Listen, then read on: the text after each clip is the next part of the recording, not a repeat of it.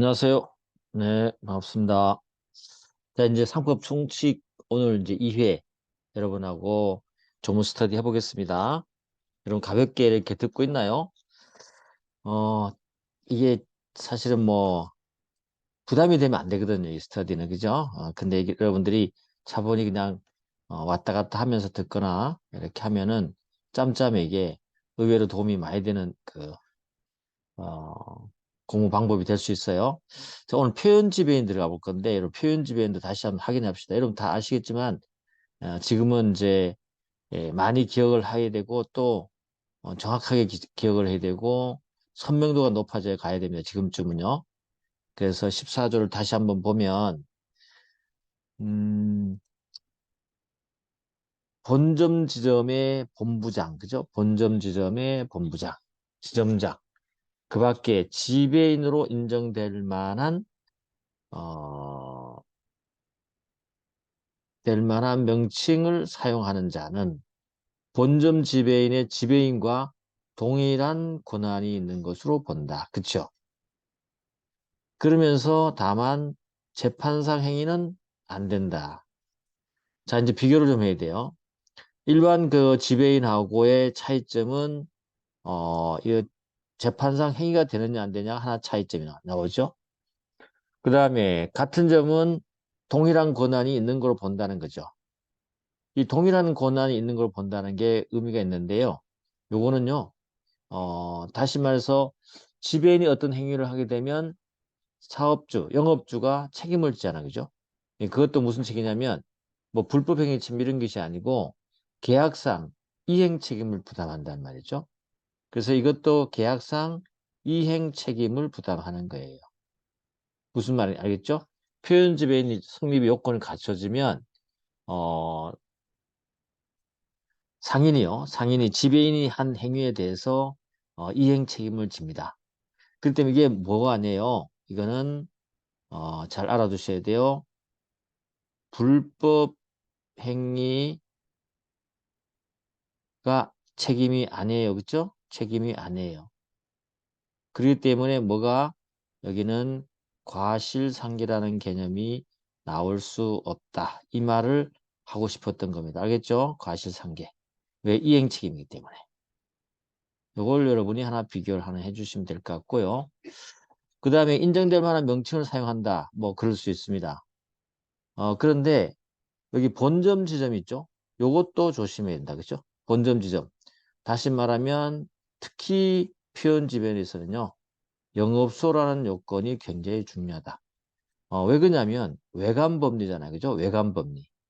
외부에서 봤을 때 저 사람이 지배인이네? 라고 생각할 수 있는 어떤 장소적 영역이 필요하다는 거죠. 이게 바로 영업소예요. 근데 우리 영업소는 잘 알다시피 여러분 어떤 거죠? 실질적으로 그죠? 실질적 장소를 말한다. 그쵸? 실질적으로 영업 장소를 말한다. 그래서 독립적이고 그죠? 독립적인 조직을 갖추고 그 다음에 계약 관계를 하는 단위가 된다. 그죠? 영업을 하는 단위가 된다. 그래서 보조적 단위는 안 된다. 그죠? 그것도 여러분 아실 겁니다. 뭐 이 정도 하시면 돼요. 이렇게 되면은 이제 에, 지배인과 동일한 효과가 내려지고요. 상대방이 악의가 아닌 경우, 알겠죠? 선의인 경우, 악의가 아닌 경우, 악의 중과실이 아닌 경우는 어떻게 한다? 상업사용인이 다시 말해서 표현 지배인으로 상업사용이 인정되고 영업주가 책임을 지게 되는 거다. 이게 이제 외관법리라는 거죠. 외관법리다. 됐습니다. 이렇게 알아두시면 되고요. 자, 그 조문으로는 이 정도 여러분이 분석하시면 아주 잘하는 겁니다. 더 할 필요가 없겠죠? 그리고 이제 우리가 하나 또 가야 될 것은 판례를 하나 봐야 되는데요. 어,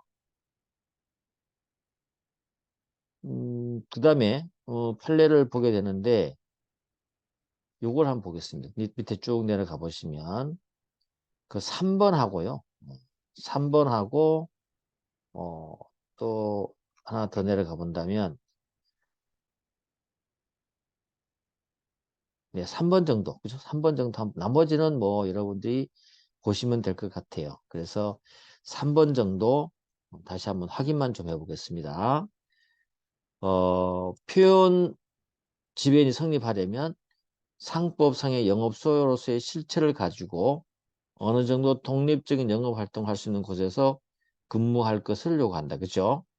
단순히 본점 또는 지점의 지휘 감독 아래 기계적으로 제한된 보조적 사업만을 처리하는 그런 영업소는 여기에 해당되지 않는다. 그죠? 네, 그런 것들을 보시면 되고 반복해서 나왔고요. 네, 그렇게 보면 되겠습니다. 자, 이렇게 해서 정리를 하고요. 우리가 다른 전문으로 한번 가보도록 하겠습니다. 됐고요. 자, 이제 15조를 가보시면 15조. 일단 먼저 우리가 그 표현집에서 하나 더 해본다 그러면 어, 범위를 정해준다면죠. 이것 하나 검토하고 가시죠. 표현 지배인이 적용되는 부분이 있다. 그죠? 적용되는 부분이 있다. 우리가 두 가지를 생각해 봐야 된다. 적용되느냐 안 되느냐. 그죠? 하는 부분인데 공동 지배인 있잖아요. 공동 지배인에서는 표현 지배인이 적용됩니까? 그렇습니다. 적용돼요. 예를 들면 공동 지배인이 아닌 공동 지배인인데 그죠? 공동 지배인인데 한 명이 자기가 공동 지배인이 아닌 것처럼 행위를 했을 때 회사가 있죠.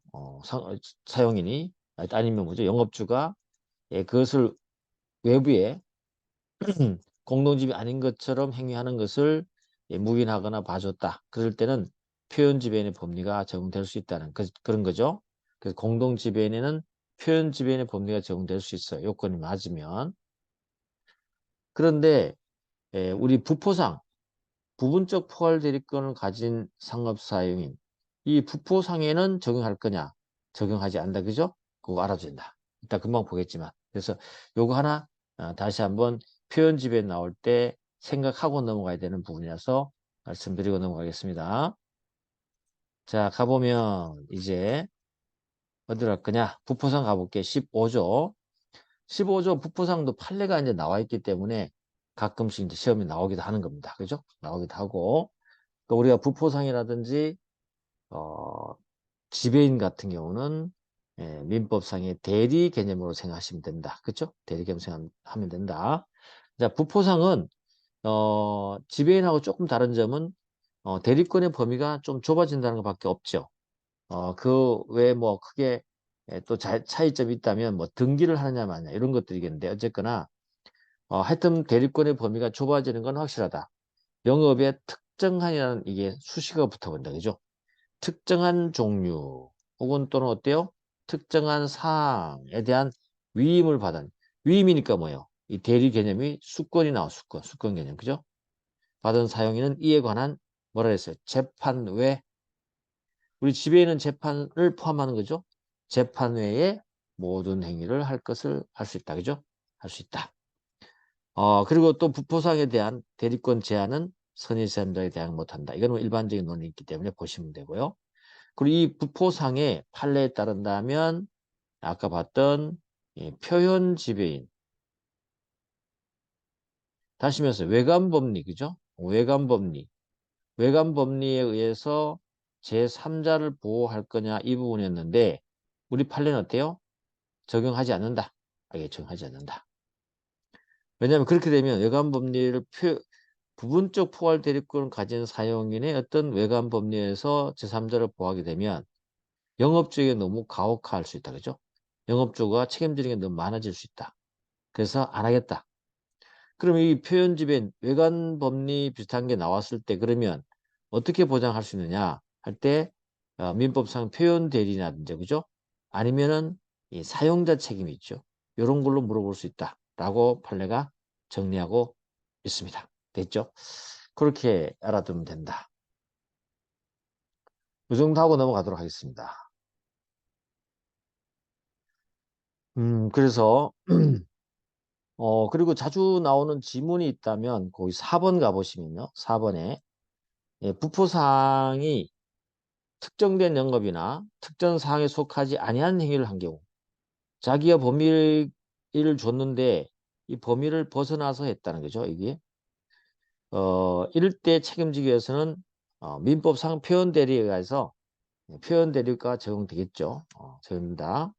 그럴 때 그 거래한 상대방이 그 상업 사용인에게 뭐 해야 돼요? 권한이 있다고 믿을 만한 정당한 이유가 있어야 된다. 다시 말해서 민법상 표현 대리의 요건을 갖추어야 된다. 뭐 이거죠. 그걸 뭐 어려운 건 없습니다만은 여러분이 한 번 정도 생각해 두셔야 돼요. 뜬금없이 나오면 자꾸 이게 뭔가 헷갈려 하는데 대리를 생각하시면 돼요.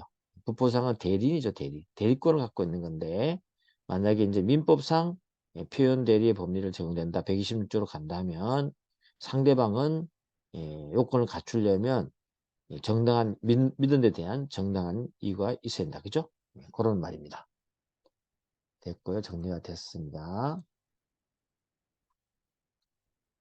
자, 그 다음에 뭐 6번은 이미 정리된 거니까 가고요. 이제 물건 판매 점포 사용인 있잖아요. 이 물건 판매 점포 사용인 그 판매에 관한 모든 권한이 본다. 이 말은 무슨 말이냐? 물건 판매 점포 사용인도 하나의 외관법입니다. 외관법. 알겠지? 이것도 외관법리예요. 이것도 외관법리가 적용된 겁니다. 이 물건 판매하는 장소 있죠? 이거를 믿은 자, 믿은 자를 보호해 주는 거죠. 그래서 여기서 물건 판매 점포에서 행동한 사람은 점원이나 그죠? 대리권이 없다 하더라도 믿은 자를 보호해 주는 겁니다. 알겠죠? 그런 겁니다. 그래서 여기에 영업주 A가 있다 할 때 이 A가 이 점포 사용인을 굳이 선임을 안 했다 하더라도 선임이 없다 하더라도 책임지는 외관법리입니다. 알겠죠? 그래서 그 대신 이제 요건을 갖춰야 되겠죠. 물건을 판매하는 점포에서만 가능하다. 그리고 그 판매 다른 건 안 돼요. 판매에 관한 모든 권한이 있는 것으로 보는 거죠. 알겠죠? 판매에 관해서는 모든 권한이 있는 거 보지. 다른 거 뭐 환불 받는다든지 뭐 물건을 다르게 이제 이렇게 반품한다든지 그죠? 등등 그런 건 아니에요. 판매와 관련해서만 그렇다. 이것도 하나의 외관법리니까 상대방이 선의인 경우에 보호되는 거죠. 악이 중과실 때는 보호되지 않습니다. 뭐 이 정도 정리하시면 될 것 같아요. 아시죠? 자, 됐어요. 이것도 이렇게만 간단히 정리해 주면 돼요. 별거 없습니다. 자, 그 다음 이제 마지막으로 17조의 상업 사용인의 의무인데 이 상업 사용인의 의미는 여기서 잘 알고 있어야 돼요. 그죠? 뒤쪽으로 가면은 이렇게 영업주와 그 다음에 지배인 간의 사용인 간의 이해상충 문제 발생할 경우 전부 이런 유사한 형태의 의무를 부과한다. 그죠? 예를 들면 대표이사, 그죠? 대표이사의 그죠? 대표이사의 경업금지 의무 등등, 그죠? 이런 게 다 동일하게 나오기 때문에 여기서 알아두셔야 된다. 자, 한번 검토를 해보면 다 아시는 거지만 다시 한번 확인해 보는 거예요. 조문으로 직접 확인해 봐야 돼요. 1안 가보면은 상업 사용인이 이 영업주의 허락 없이 그랬네요. 그 말은 무슨 말이에요? 허락을 해주면 가능하다는 얘기죠. 허락을 해주면 가능하다는 거죠. 허락 없이 자기 또는 제3자의 계산이다. 우리 앞쪽에 이제 계산이라는 개념 배웠잖아요. 명의라는 개념은 뭐예요? 책임을 지는 거죠. 그죠? 책임 귀속이에요. 책임 귀속 문제지만 계산은 뭐라 그랬어요? 경제 주체다. 그죠? 경제 주체다. 돈 내는 사람을 말한다. 그죠? 누구다. 그래서 자기 계산, 자기 돈으로. 제3자 계산은 남의 돈으로 영업주의 영업 불위에 속한 동종 영업 아니에요. 영업 불위에 속한 거래를 하거나 이게 이제 경업 금지 의무고 또는 회사의 무한 책임 사원. 여기는 영업 불위에 대한 개념이 없죠. 무한 책임 사원 또는 이사, 다른 상인의 사용인이 되지 못한다. 뒤쪽이 이제 경업 금지, 그죠? 자, 다시 말해 금지 금지, 앞쪽이 경업 금지가 되는데 어쨌건 영업 불위는 뭐 유사한 종류의 그죠? 영업과 관련되는 거래를 말한다. 됐고요. 이걸 원칙이고요. 이게 영업주의 허락이 있다면 겸직도 가능하고 경업도 다 가능한 거죠. 자, 이제 중요한 거는 이러한 것을 의무를 위반했을 때 어떻게 할 거냐. 요겁니다. 위반했을 때. 이항 가보시면 상업사원이 경업금지 의무 위반해서 거래를 했을 때 그 거래가 만약에 자기 계산 뭐요? 자기 돈으로 했을 때는 그냥 그 이익 자체 있죠. 그거는 영업주의 계산으로 영업주의 돈으로 영업주가 투자해서 한 것으로 간주해 버린다는 거죠. 근데 만약에 남의 돈을 했다 그죠? 남의 돈을 했을 때는 그건 함부로 뺏어올 수 있는 건 아니죠. 그렇죠? 그래서 제3자의 돈을 한 것일 때는 영업주는 사용에 대해서 혹시 그 영업을 통해서 이득이 있다면 그 이득 양도를 청구할 수 있다. 이게 바로 개입권이에요. 개입권. 알겠죠? 개입권. 이 개입권 개념을 여러분이 알아두셔야 된다. 그 다음에 이 개입권 행사는요. 영업주로부터 사용에 대한 계약의 해지 또는 손해배상 청구에 영향을 미치지 않는다. 그 말은 무슨 말이냐면 개입권 행사와 계약을 해지하는 거와 그 다음에 손해배상 청구하는 거는 개입권하고는 아무 관계가 없다. 이 말이에요. 되겠죠? 그리고 기간도 있죠. 소멸시효 기간도 줘놨죠. 개입할 수 있는 권리는 영업주가 안 날로부터 2주 내에 해야 돼요. 2주 내에 해야 되지. 이거 지나면은 묵인해 준 거와 동일하게 봐버립니다. 또 거래가 있는 날로부터 1년이 경과하면 더 이상 개입권을 행사할 수가 없어요. 아시겠죠? 이러한 형태를 가지고 뒤쪽에 가면 이제 이렇게 예, 경업금지법 내용이 나면 똑같은 어떤 법리로 풀어주시면 된다. 됐어요. 이렇게 꼼꼼하게 조문만 확인 잘하면 돼요. 자, 넘어가도록 조문 문제였고요. 이제 상호로 바로 가보겠습니다. 상호. 이 상호. 상호는 우리가 이 명의와 개념과 거의 같습니다. 그죠? 왜냐하면 일단 상호는 원칙적으로요. 우리나라는 상호 자유주의를 취하고 있어요. 그래서 상호는 자기 마음대로 만들 수 있습니다. 마음대로 만들 수 있고 특별한 제한이 없어요. 그렇지만 이제 상호 때문에 서로 다툼이 생기거나 분쟁이 발생할 수 있잖아요. 그런 것을 방지하기 위해서 거래 질서 안전을 위해서 몇 가지 제한을 두고 있는 건 있습니다. 그래서 원칙은 상호 자유주의를 취하고 있다. 이렇게 알아두시면 돼요. 알겠죠? 그래 그 조문이 바로 이제 몇 조냐면 그 18조를 말하는 거예요. 아시겠죠? 그래서 상인은 그 성명, 기타의 명칭으로 상호를 정할 수 있다. 자유롭게 정할 수 있다 이 말이죠. 뭐든지 정할 수 있다는 거죠.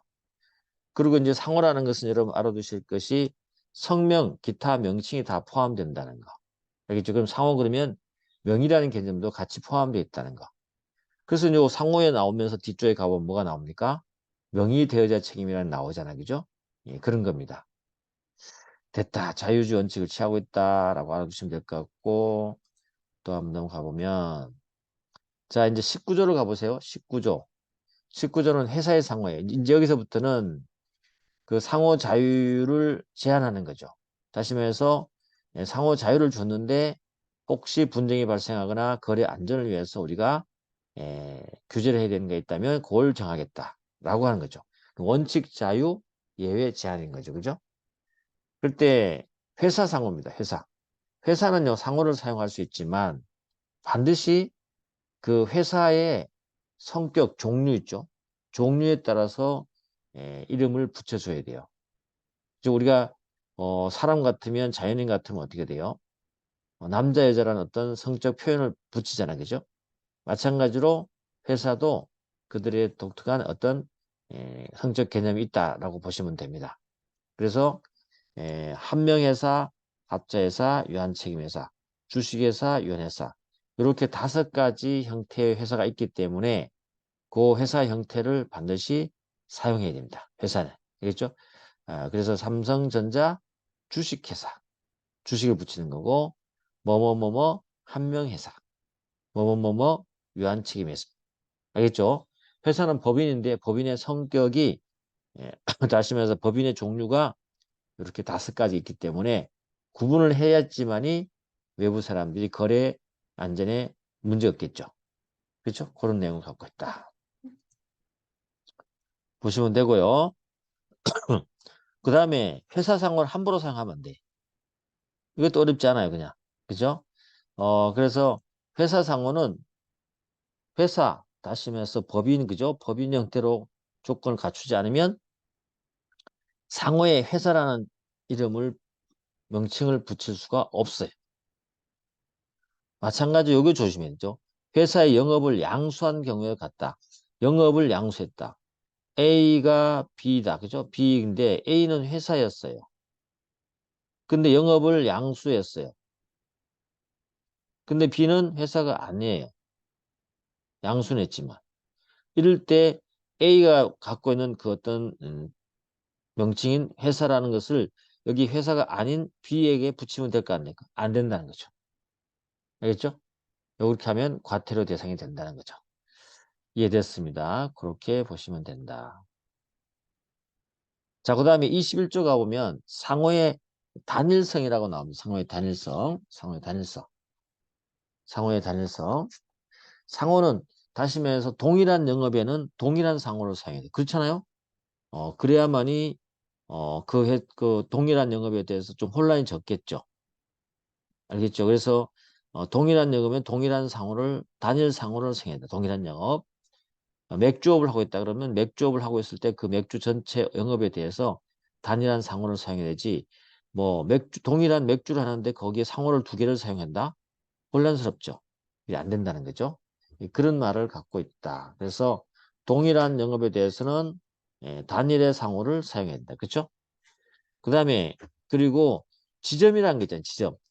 지점의 상호는 반드시 본점과의 종속 관계를 표시해야 돼요.